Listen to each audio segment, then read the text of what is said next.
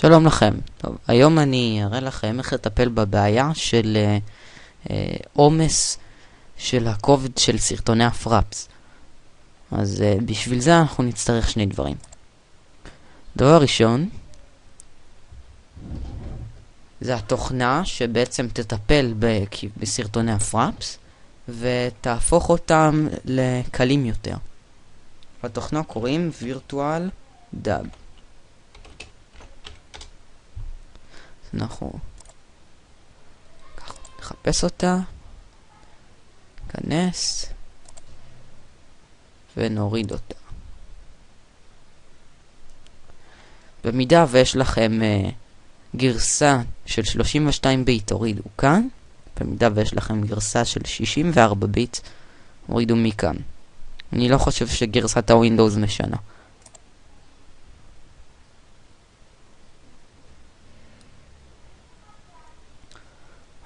עכשיו עוד כשתי דקות יסיים את ההורדה של התוכנה.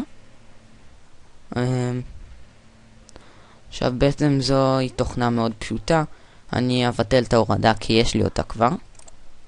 עכשיו בעצם בסוף ההורדה מה שאמור להיות לכם זה בעצם כזה דבר.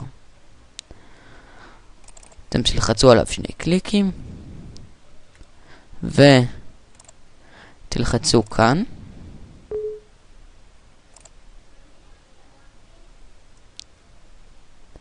ו-Run Virtual Dub.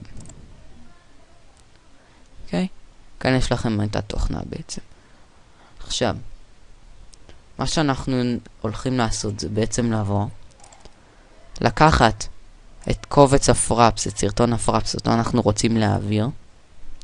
נגיד וזה יהיה זה. נגיד וזה זה.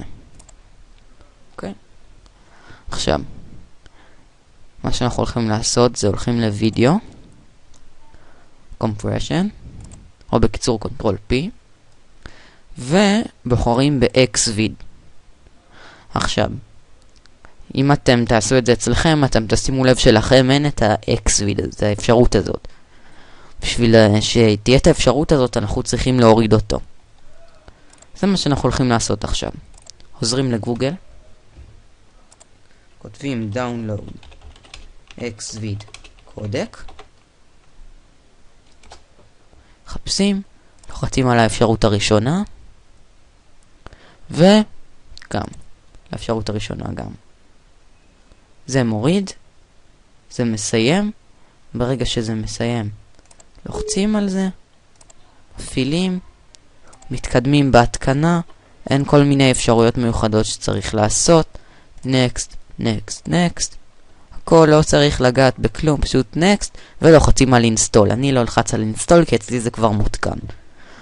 ברגע שעשיתם install, כל מה שתצטרכו לעשות זוהי הפעלה מחדש של המחשב. תיכנסו לתוכנה מחדש, תפתחו את הסרטון אותו אתם רוצים להפוך לקל יותר, ותחזרו לוידאו, compression, ותבחרו Xvid MPEG-4 בקודק. ואז תלחצו OK. תצאו פייל, save ו-save EI, ותשמרו אותו בתיקייה, איזה שאתם רוצים, בשם שאתם רוצים, ותעשו save. עכשיו ברגע שאתם עושים את זה, הסרטון יועבר לסוג של X, הוא בעצם יישמר באותו פורמט, אבל בסוג אחר. עכשיו, למה דווקא Xvid? בגלל שהסוג הזה של הקובץ שומר על האיכות שלו, אבל המשקל שלו הוא קטן בהרבה מסרטון של פראפס. עכשיו אנחנו נחכה רגע. אין צורך לעשות כלום, כל מה שקורה פה זה סתם תהליך העברה. ואז אנחנו נשווה בין גודלי הקבצים.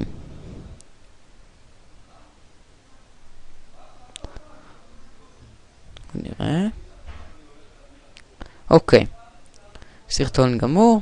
אפשר לצאת מהתוכנה. עכשיו. בואו נלך לתיקייה. ופיקסט. אני עשיתי תיקייה חדשה לסרטונים המתוקנים. אז זה הסרטון הקל. תראו, הוא שוקל 77.7 מגה בייט, אורכו 9 שניות. עכשיו בואו נלך לסרטון לפני העברה.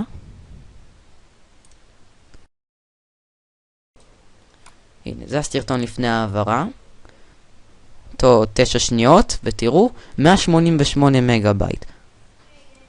שזה יותר מפי 2 מהאורך של הסרטון לאחר העברה. שזה שינוי מאוד מהותי. כי זה סרטון של 9 שניות. אז תחשבו על ההבדל של סרטון של 4 דקות.